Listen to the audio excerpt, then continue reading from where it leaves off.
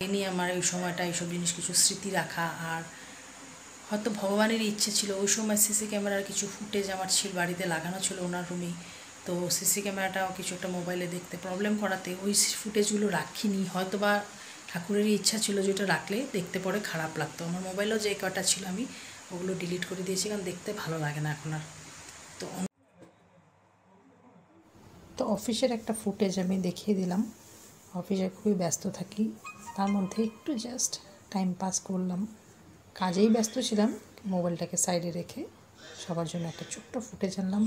ভিডিওগুলো দেখলে আমাকে দেখতে না পেলে হয়তো ভালো লাগে না, খালি রান্নাবাড়া এগুলো দেখেই চলে যায়। তো কিন্তু সবারই ব্যস্ত থাকাটা খুবই জরুরি। অফিসে যতটুকু সময় থাকি, সত্যি কথা বলতে গেলে দিনের মধ্যে সবচেয়ে ভালো সময় আমার কিন্তু অফিসেই কাটে। খুব অক্সিজেন সাপ্লিমেন্ট বলতে পারা যায় অফিস আওয়ার্সটাকে।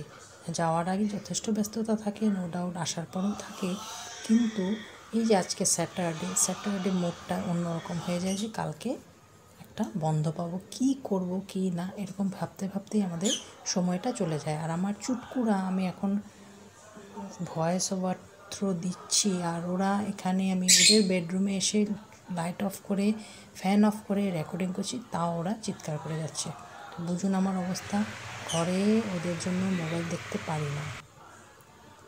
সকালের ব্রেকফাস্টে আজকে রুটির সাথে কোনো তরকারি বানাইনি, সুজির হালুয়া বানিয়েছিলাম। আজকে একটা ভীষণই স্বাদ হয়েছিল। মুগ ডাল, কাঁঠাল বিচি সেদ্ধ করে ভাজা, আর বানিয়েছিলাম কালকে পনির, শাহি পনির। সেটাই আজকে মেনু। রাত্রিবেলার মেনু আজকে কোনো রান্না নেই, রান্না আউটসোর্স। আর এটা হচ্ছে আমার বোনের বাড়ির বিড়াল। উনি কিন্তু মা নয়, উনি হচ্ছেন দিদি। উনি কিন্তু একটু মার দুধু খাওয়ার জন্য, উনি এই যে হচ্ছে ওর মা, কচি মা, ওর মার দুধু খাওয়ার জন্য ও বিড়ালদের ছোটো ভাই বোনদের সাথে ওখানে গিয়ে বসে আছে। ও কিন্তু 6টা বাচ্চার মধ্যে ও আরেকজন 7 নম্বর।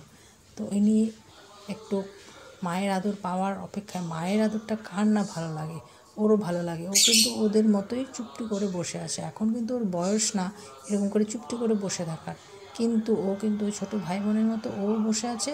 ও 7 নম্বর, আর ও মা আসলে মার দুধ খাবে, সেটাই হচ্ছে ওর মেইন টার্গেট। মা এতদিন ওদেরকে দেখলে মারামারি করতো, কিন্তু এখন আবার ও নতুন করে ছোট্ট বেবি হয়ে গিয়েছে। আমি সবাইকে আরেকটি দিনের আজকে এখন আবার অফিস থেকে এসে সেই ক্লান্ত মুখেই সবার সামনে আসলাম। সারাদিনে কোনো মতেই আমি সময় বের করতে পারি না যে সবার সামনে আসব, একটু ক্লিপিংস নিয়ে আসি। তো গান করতে কারো কারো ভালো লাগে, কেউ গান শুনতে ভালো লাগে। এখন আমার আর গলা সাথ দেয় না। তো এই গরমটার মধ্যে আমরা কিভাবে সবাই কাটাচ্ছি, যাদের গরমে থাকার অভ্যাস আছে সবারই জানা আছে। এখন চান করতে যাব, প্রচণ্ড গরম। আজকে অনেক দিন পর প্রচণ্ড কড়া রোদ উঠেছে, যেটা মানে আমরা আজকে মাসখানেক যাবৎ ভুলেই গিয়েছিলাম। কিন্তু এখন আবার সুন্দর হাওয়া দিচ্ছে, হাওয়া দেয় আবার যেই কেসেই বৃষ্টি এসে যায়। কালকে একটা রোববারের জন্য অপেক্ষায় ছিলাম, তো কখন রোববারটা আসবে।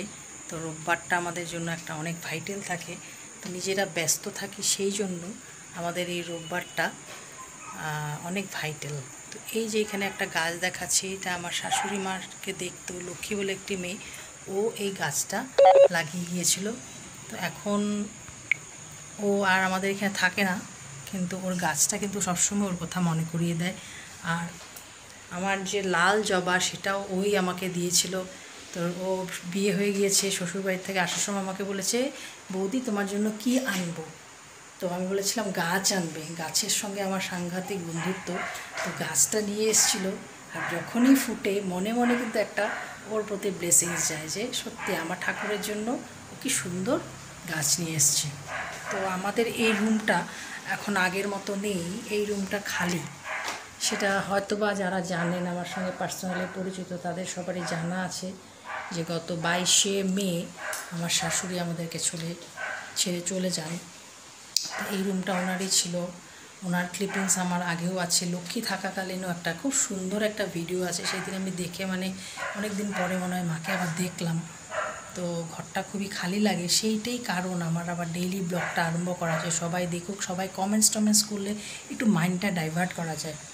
তো অনেকের হয়তো মনে লাগতে পারে যে শাশুড়ি মায়ের সাথে মানে মায়ের জন্য এতটা হয় কিনা, কিন্তু সত্যি কথা বলতে গেলে একজনের সাথে মোটামুটি বিয়ের পর 17-18 বছর জীবন কাটানোর পর তখন রক্তের সম্পর্কটা সেই মাইনে রাখে না।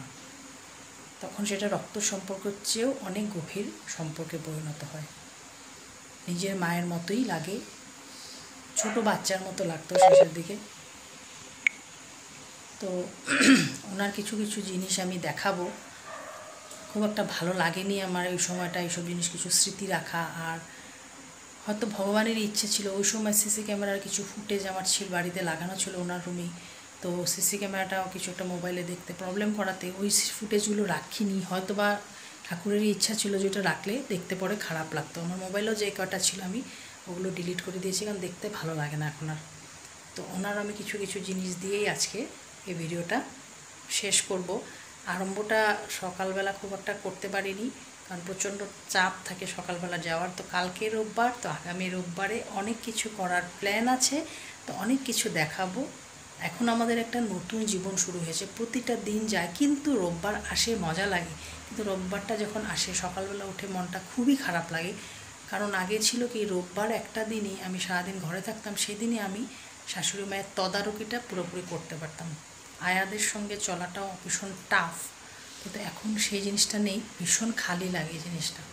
ঘরটাকে চেষ্টা করি ওনার রুমটাকে সুন্দর মতো রাখার, যেন ওনার রুমটা সবসময় সুসজ্জিত থাকে, এটাই আমার ইচ্ছা। কালকে রোববার আবার কিছু ডেকোরেশন করার ইচ্ছা আছে ওনার রুমের, মানে ঘরটা ঢুকলে যেন সবাই ভাবে এই রুমটা খুব সুন্দরভাবে সাজানো, সবাই যেন দেখে এটা ফিল করতে পারে, সেটাভাবেই রাখার আমার ইচ্ছা। তো এক রোববার তো মাসে 4 দিন মাত্র পাই, অনেক কিছু করতে লাগে। তো সবাই আমার সাথে থাকুন, কি কি করব দেখাচ্ছি আমি।